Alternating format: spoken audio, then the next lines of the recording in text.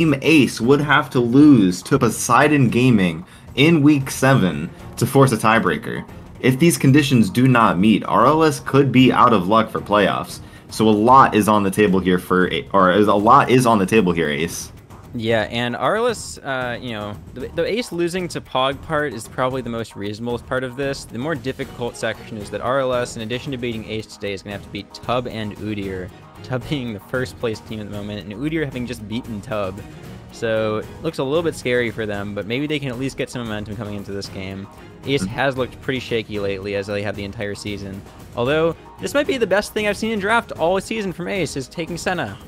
Big fan of this champion. She's really good. Into the draft, we have Thresh, we have Irelia and Hecarim banned off the table for Team A-Click. Ruby's Light Up Sketchers banning out the Nocturne, Camille, and the Rumble. First picking the Senna. And I can already tell from your tone that you like this pick.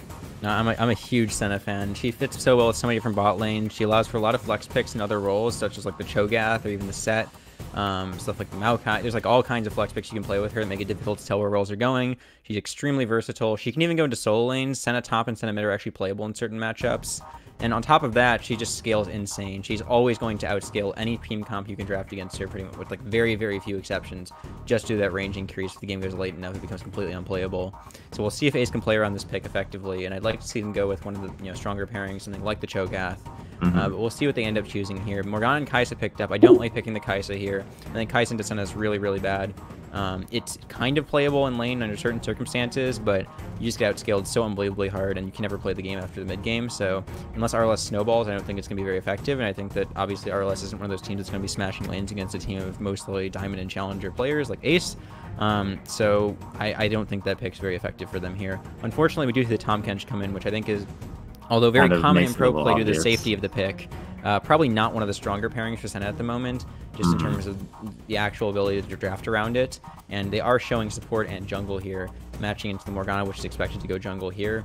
We'll see if RLS can pick up a support pick that's good into the Tahm Kench here, or maybe they have to put Morgana bot, but I don't really know what they can do. Maybe they can go with something like a Blitzcrank, but I don't even know if Gay for Girls can play that.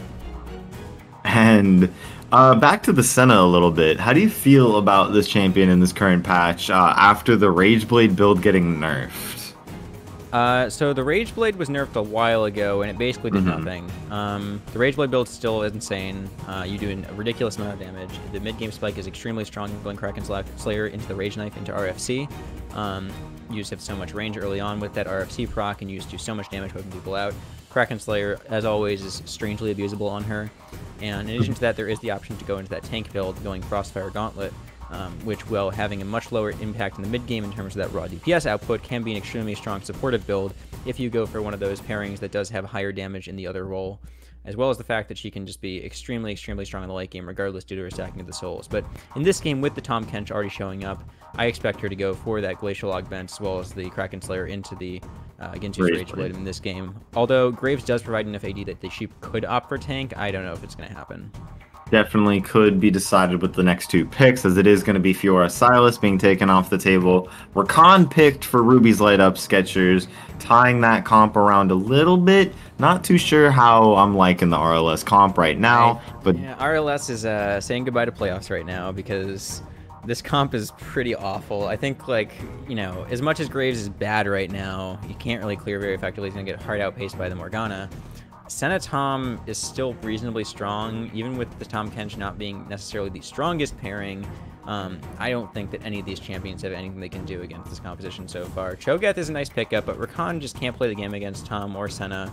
Kai'Sa is going to have a really rough time into the scaling here. Even the short-range fight, Graves can blow her up pretty easily if he isn't super behind from the Morgana getting the advantage in the jungle position. So, I mean, I'm pretty scared for RLS here. Well, I guess Cho'Gath is their scaling insurance, and he has to do some crazy, like, flash one-shot ult to Senna in the late game to have any chance, but even that seems not very viable. And to answer the Cho'Gath is actually going to be Sion in the top lane. We're going to be stacking HP up in there. Oh, we got an Annie pick in the mid lane. It's going to be an Annie pick in the mid lane to round out the comp for Ace. That is going to be an interesting pickup for Team Ace. Definitely very interesting if you ask me. And for the final pick to round out Ruby's Light Up Sketchers, let's see who they pick for their mid lane. Yeah, and I gotta say, I don't like the Gray Tom Kench on the B2, B3 too much, but the Scion Annie coming in the last 2 picks is actually pretty nice. I think the Scion's a pretty good neutralizing pick. It's going to give them an effective front line to kind of match that Cho'Gath. It won't scale quite as well, but it's still providing that front line for the Senna and the Graves. And Annie is actually very strong right now. I don't think a lot of people are aware of how strong she is, but she's actually competitively viable, even in professional play, despite the fact that she has a pretty low skill ceiling in a lot of respects, and she has pretty limited outplay potential. The champion is just, the numbers are good enough, I guess. And the quirky pick into it isn't necessarily what I'd like to see from RLS. I don't really know what's going on here. This is just some weird technology. I mean, got Rakan and quirky, and like something's happening. But ultimately, I think Ace is going to smash this game with this kind of draft advantage. I'm definitely very interested to see what RLS we're going for with this comp, because it looks like there's a lot of scaling champions mixed in with a little bit of mid game and early game for no reason. Yeah, the problem seems to be that Kai'Sa, Rakan, and Corki all kind of want to go in, and Cho'Gath, Morgana really don't. I mean, Morgana can with Stopwatch, I guess, but ultimately, if Kai'Sa dives in, or Rakan dives in, or, Corki's even kind of in auto range, Annie will just one-shot you. She'll just drop ult with stun and literally full combo you from full HP. And on top of that, you already have that range advantage with the Senna Tom Kench, so you shouldn't even be able to get onto the back line against the team comp with the Scion and this Annie here, and the Tom Kench to feel for it. I expect this game to either be over extremely quickly, where they're able to run over lanes and abuse the fact that their team composition is just, compositionally better and more on theme with each other, and run over the lanes and then run out of the game very quickly, or RLS will play the game they can't do anything, and then Ace will outscale them, and so they'll have like 8,000 range. And with that, that's going to conclude Game 2's draft, and we're going to be heading right into it, and that is going to be a very, very interesting draft, ladies and gentlemen. Going to be a 5-point coming out from both teams once again. No clear invades whatsoever. Looks like it's going to be Burst Limit in the top against Anti. We got Sword Blue versus Pengu Soldier. We got Vambi against Return to Monkey in the mid lane. So Sad Sam with Vesper against MK Storm or MK Stream and Gay for Girls. And that is going to be your matchups for today. Got Scion, Cho'Gath, beefy frontline. For both sides. Sword Blue's got the technology. He's got the Cleanse Smite into the Morgana matchup, so he can cleanse away that binding or the ult chain. I don't know if it's necessarily optimal, but, you could probably make it work. It might give him a little more dueling power early if he's not able to dodge that binding, so we'll see what he actually ends up doing with it. I am very surprised to see it, though. Definitely not going to go for Flash in this game. He thinks he doesn't need it. And let's see how that one goes. Cleanse. I mean, yeah, why flash the binding when you can just cleanse it after being hit by it and taking the damage? It's the technology, like you said. I guess it's a lower cooldown technically, so maybe there's something to be said there, but I still don't necessarily like that pickup. I think that the other crazy thing going on here is we have a Dark Harvest Annie in the mid lane. It's not that insane, but we typically see Electrocute or even Predator coming out on Annie a lot of times. Maybe even Comet, but Dark Harvest is pretty greedy. Electrocute does allow you to get that full combo just one-shotting people much earlier in the game, and Dark Harvest provides comparable damage a lot of the time, but, I mean, he does have to get those stacks, so maybe he thinks he's killing a lot of people this game. Absolutely. Let's talk a little bit about some of these matchups here. Anti getting caught up in his own minions a little bit. Going to take a full duration Q from Scion. Take a little bit of damage from that and get a Crash Brock off from both sides. Is looking like he is going to get an early push onto here. Graves pushing up onto his side. Morgana nice silence pushing to the downside. Is going to be a good silence. Isn't going to be enough to really take a good optimal trade. But definitely could look to do something as the Scion is charging the W. And it does look like we're going to be going into an infinite neutral with that. More damage coming out, but still, honestly, the trades are ending the same way each and every time in favor of Scion. In the bot lane, it is going to be Rakan going for the double knockup. Kai'Sa going for a W. Right, no damage coming out significantly. Is going to be the W landing on Kai'Sa. Is not going to be enough to take too much damage. Anti still taking more damage up in the top lane. Scion is going to be out of mana at this point, though, so maybe he can start taking advantage of that. Yeah, the great thing about this Ace comp is that it just neutralizes every lane. I mean, they can't do anything if Ace doesn't mess up, and they're just going to outscale insanely hard. So even if they don't get early leads, it doesn't matter. And stuff like the Annie makes it impossible for Corki to really do anything other than just fire him up. If he tries to go for anything, if Annie's sick, she just immediately deletes him. And honestly, I half expect to see, if this mid lane is played well on the side of Team Ace, just Annie hits 6, and Corki's already pushed into lethal range from the early trading, and she just flash ults him and he dies. And we'll see if that comes to fruition in the mid lane, but pretty much every lane here has no obligation to do anything for Team Ace. All they have to do is wait for the Senna, wait for the Scion, wait for even the Graves to get a few items. Good snare, not going to get too much damage off of that. Rakan is going to go for the EW onto Senna, is going to get a half her health out. Isn't going to be too much to cause anything else. No summoners blown, no kills, nothing like that. Just a bunch of aggressive trades going on in this bot lane. Yeah, and notably, they still have the sustain advantage from having the Senna on the lane here, so it's not going to really matter too much. On top of that, they didn't even proc the Guardian, so they can't force an all-in. Sion's in trouble. He does have the flash still. Is going to be caught in the middle of the two. Anti is going to be putting a little bit of damage on. Flash to the bind, or flash to the Cho'Gath Q. Alternatively, it's going to be Sword Blue in the mid lane. Corki in for a little bit of trouble. Is going to go down. That's going to be first blood for the Annie. No return kills going for the Corki. Is going to go down for free. Definitely a good answer to the top lane gank, but the resource into mid, take Corki's flash, now take Corki's TP, and that's going to be a pretty set lane for Annie, if you ask me. Yeah, and Corki get caught just on the edge of that Q from the Graves, unfortunately. I think he could have lived, he didn't get hit by that, but he wasn't able to dodge it. And they did a great job juggling the turret aggro, so neither of them died there. It was just a really nice dive altogether. I think, from this position, it's just so hard to play the game. It already was, but after you fail that gank topside somehow, in addition to the fact that Annie's now up, Annie from ahead against this team composition can literally one-shot anyone except for Cho'Gath.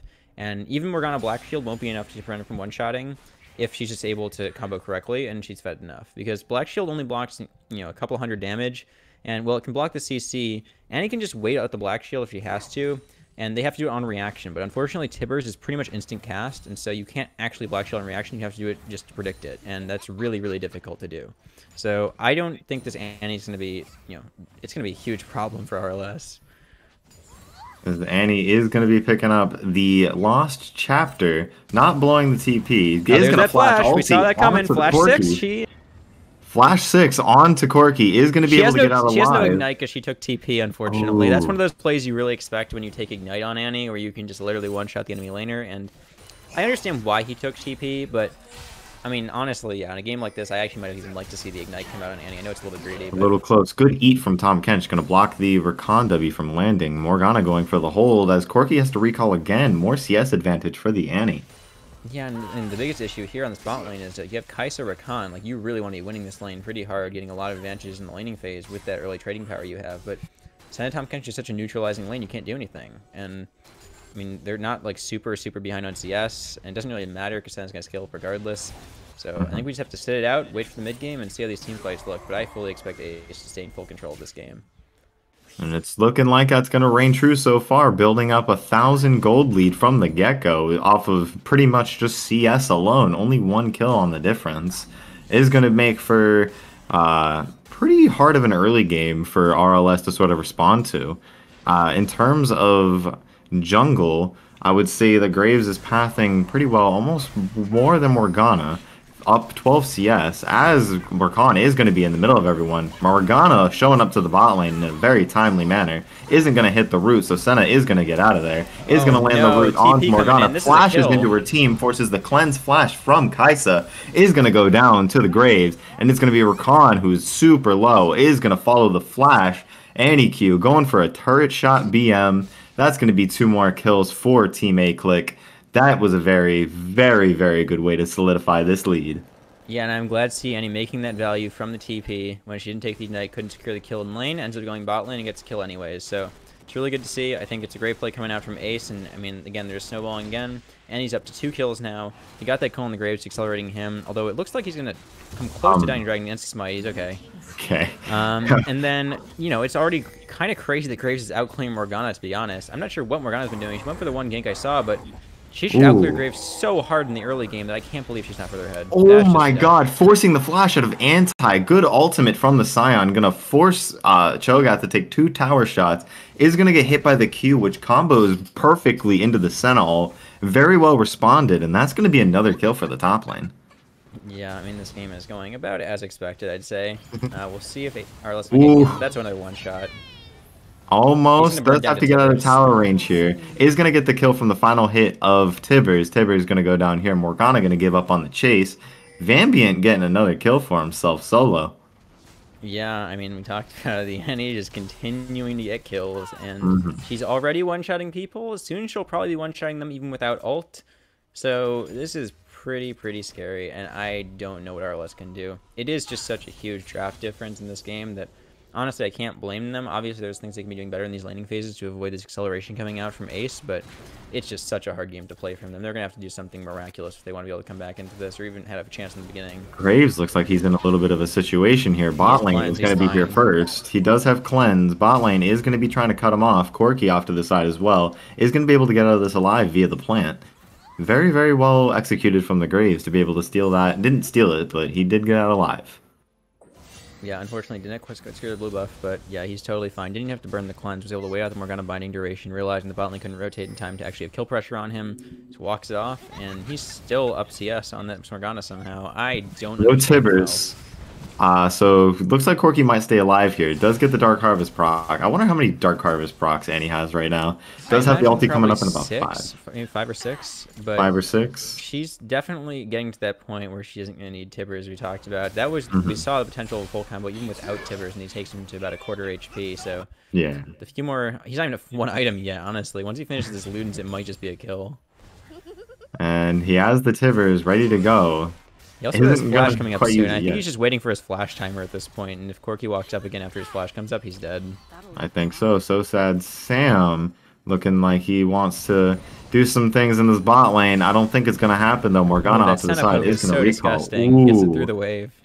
Annie is going to take a trade. Is going to be very low. Forced to pop the Tibbers.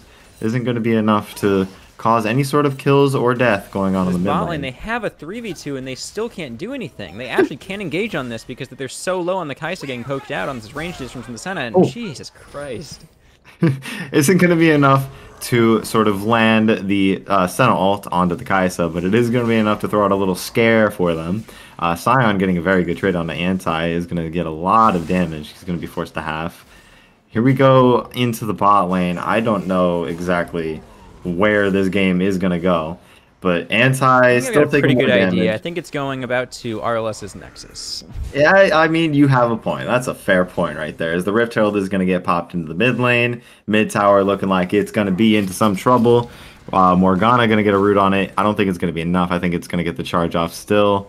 A melee charge even. Oh my god, Morgana just suicided. Oh my god, Morgana is she smited the Rift Herald for health. Oh my god. That was very well played. Almost going down there. Is going to get stunned up, but wasn't enough. She did smite the Rift Herald for HP. That's a big brain play if you ask me, and they're actually not going to trade anything. No tower going down, no champions going down. Although there's the chance that Corki just suicides into Sword Blue, so... Uh-oh.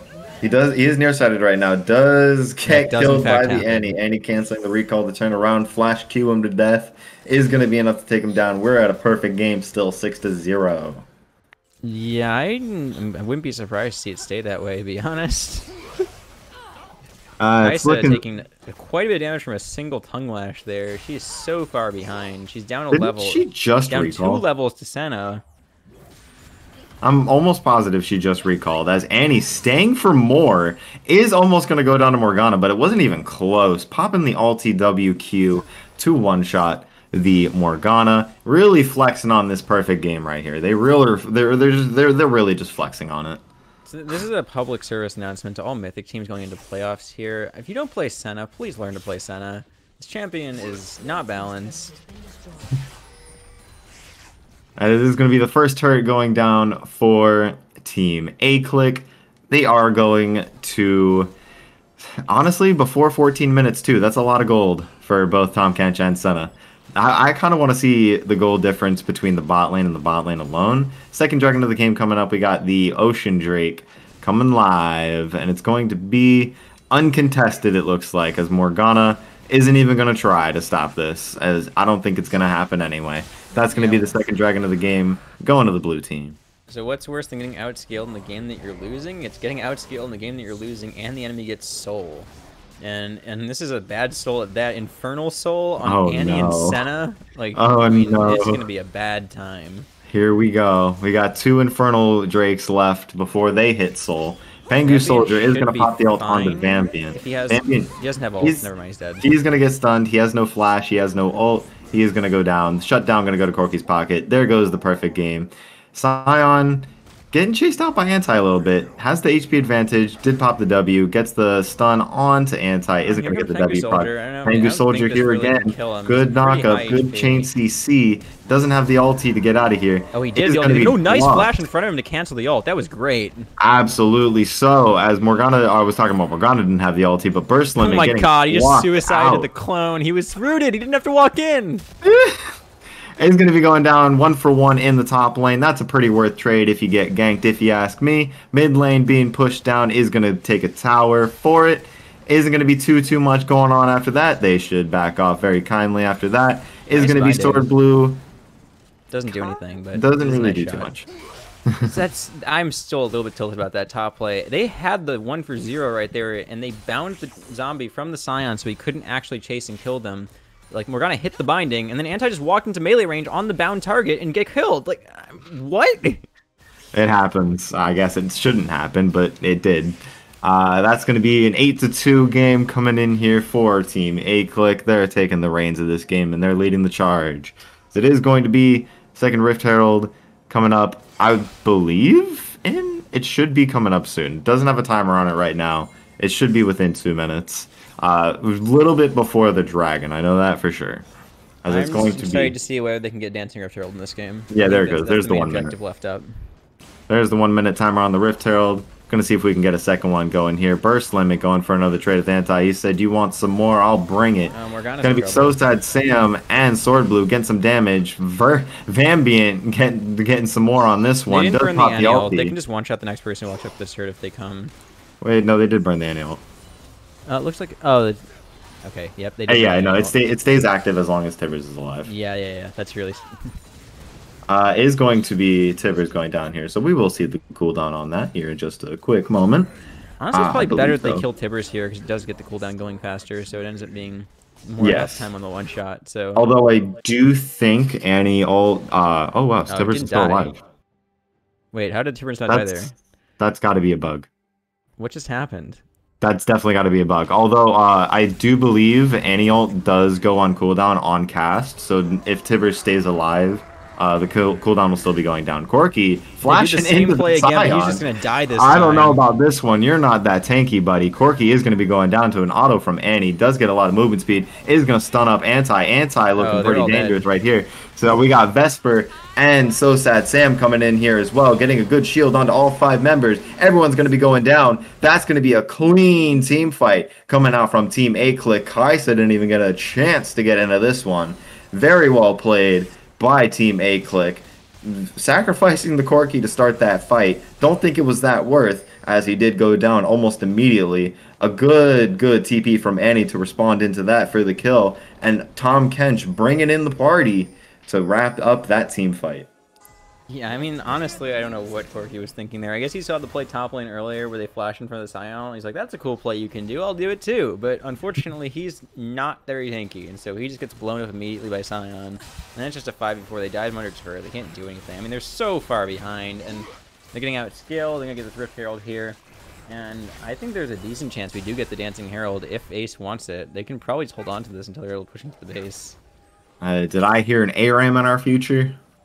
I mean, they can definitely ARAM in this game. I don't think they need to really worry about splitting it all. They're so far ahead, they can just force their advantage right through the mid lane. I mean, they probably should actually go to the side lanes and get those pushed in, get the wave synced up, but they don't need to. I mean, like, this is such a crazy advantage. If we look at the gold, they're up 11k gold at 17 minutes with a team comp that hard outscales. And if you consider the gold value of Senna's souls on top of that, they're probably realistically up like 15 or 16,000 of effective gold.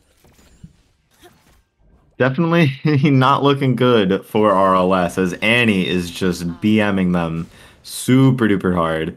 Isn't even gonna pop the stun on the wave. Doesn't even want to take the chance. Gonna flash ulti onto 2 people, get a good amount of damage going. Return to Monkey, has to Valkyrie out. Is gonna go down to Burst Limits Lethality. Is gonna be queued up as well. Gay for Girl is gonna go down as well. Cho'Gath in the middle of everyone is gonna get the bite down onto Annie. Annie will go down, is shut down, but does get So Sad, or not, does get MK Strom with the Scion Q. is going to be a 3-for-2 trade so far in this team fight. Graves does eat the root. Shouldn't be able to get out of this. I think he's gonna get caught. He is going to be in a pickle here as he is going to loop around into So Sad Sam. Does land the root onto Scion. So Sad Sam sort of respecting his angle right now. Is going to get knocked up. And that is going to be a 3-for-3 total team fight for RLS. Honestly, an even team fight is what you want if you are RLS right now, because that is definitely one of the ways to get you back into this game. Yeah, I mean, it is nice to get the shutdown there. They do get both the bot laners, but They're unfortunately, greedy. even with the 5v3 on the map, I'm not sure they can actually get the dragon. No, I don't think they can. Does pop the cleanse. Gafer Girl is going to jump on Sword Blue as well. Sword Blue in a bit of a pickle. Does a lot of damage. Anti jumping on him as well. No Walty to take him down. Is going to go to Sword Blue does. Sword Blue is still alive. Burst limit. Not going to be able to take Corki down 1-for-1 so far in this return fight. Annie's here though. Vambian does have the ulti coming in, as well as Senna landing the ulti onto Corki. Is going to take down Morgana. Not That's just the dragon over too. They didn't even get it. Oh my god. What a turn of events coming out. Vambian and Senna turning that for the better. Corki going down to Senna all. Morgana going down to Annie all. Running them all the way back into base.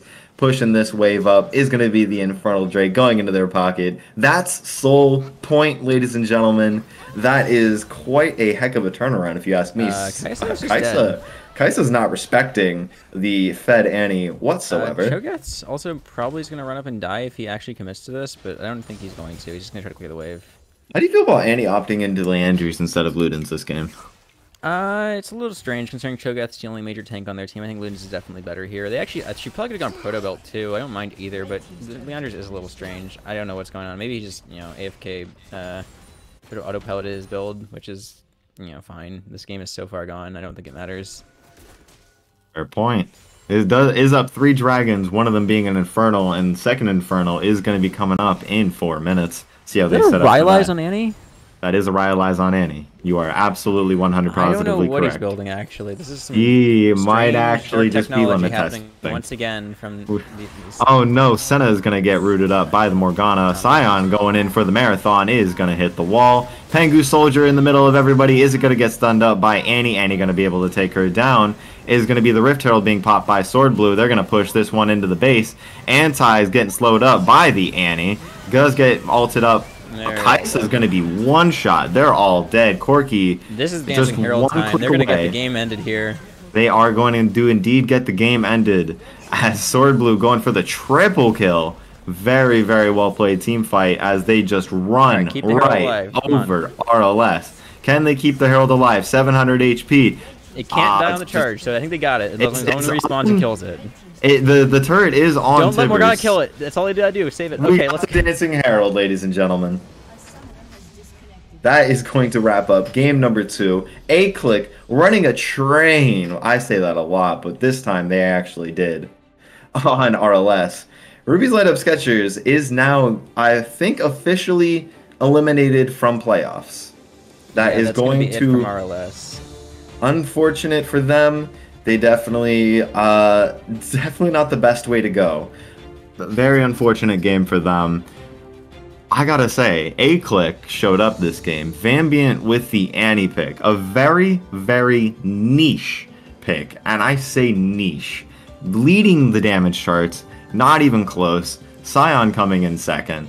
It's a classic, ladies and gentlemen. It's a classic pick. Yeah, I don't know if, I guess niche is probably one word for it. It's not super obscure in the current patch, but it's definitely sort of unusual to see it in competitive play, I think. A lot of people just don't like playing it. It's not super exciting or fun. Similar, like, kind of to Udyr. I think a lot of players in this league just don't like playing Udyr, even though it's very good. But, yeah, I think, RLS has been in a position this entire season, kind of, where if they get draft advantages, they can be sort of competitive with the top teams. Not even with top teams, but, with teams in the Mythic League. But with this kind of draft loss, I mean, they just get run over. There's no way to come back from this kind of draft. I think that even if they were a better team, even if you put someone like maybe like HBK in this draft position, I think that there's no way they can win either. So it's just kind of sad for them that they really had no chance in this game and no chance to get a chance in playoffs. You hate to see it if you're an RLS fan. You love to see it if you're a Team A-Click fan. We're seeing a comeback story come back here or come in here in FOF Esports' Mythic League. Stay tuned, everybody. We have a interview with our winners here in a few. Don't go anywhere. We'll see you real soon for game number 3 after this interview.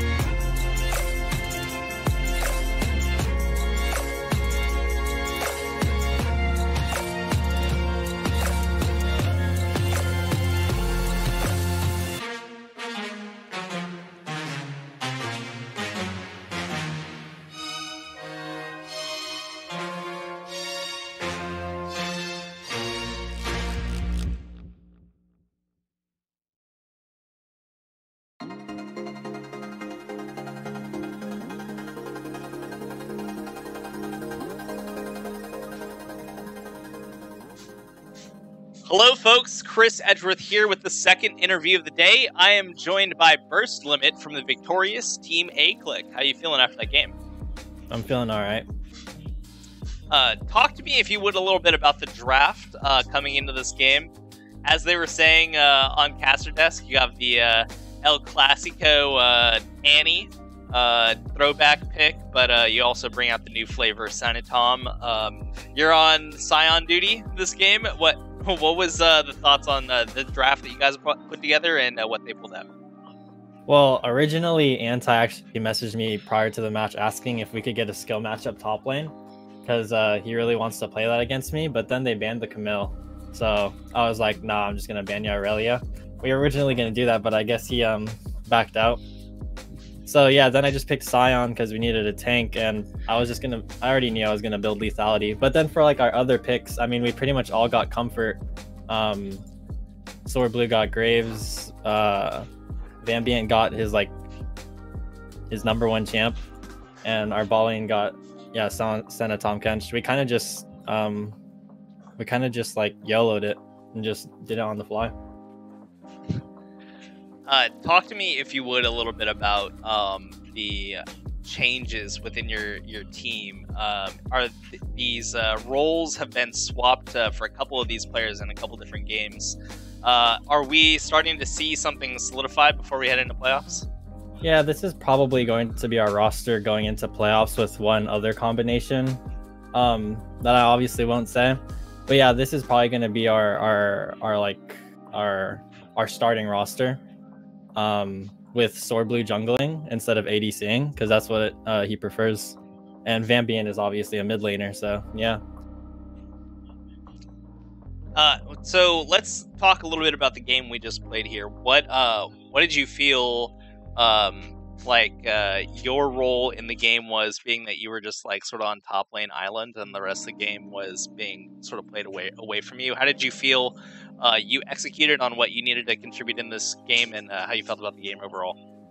Yeah, for me, I was on Scion duty, but I just tried to keep lane prio as much as possible, like constantly pushing into my my anti, so that Sword Blue could invade jungle whenever he wants, so he got the double scuttle early on, right? So in terms of my role, I just pretty much wanted to keep prio and help Sword Blue as much as I could, or make it as easy as possible for him to do whatever he needs to do in the enemy jungle. Let me ask you real quick, because I know that you can be kind of opinionated about these things. I'm curious if you have a thought on the recent jungle changes, and because Graves has been out of the main top level of the meta, let's say, for a little while now. Sword Blue pulls it out, also with the spicy cleanse tech. What are your thoughts maybe on this this change in the Graves pick overall? I mean, for the Graves pick, Sword Blue he wants to play. He really likes Graves as a champion. He's like Tarzan 2.0. So he'll even if the jungle changes make it harder for Graves, or Graves gets nerfed, he's just gonna play it because he loves the champion, and like Nidalee. So for Sword Blue, it doesn't really matter. It's just whatever he enjoys playing, or whatever he thinks is really good and aggressive, he'll play it. All right, well, let's take a look forward here, since we're getting ready to wrap up the regular season fairly soon. How do you feel about both your team's matchups going into playoffs, as well as where you stand amongst other top laners in this league? In terms of going into playoffs, I believe because we're 6th place, right? We're in the losers bracket, so we don't get a second chance. We have to win it all, or we go home, right? I believe. Yeah.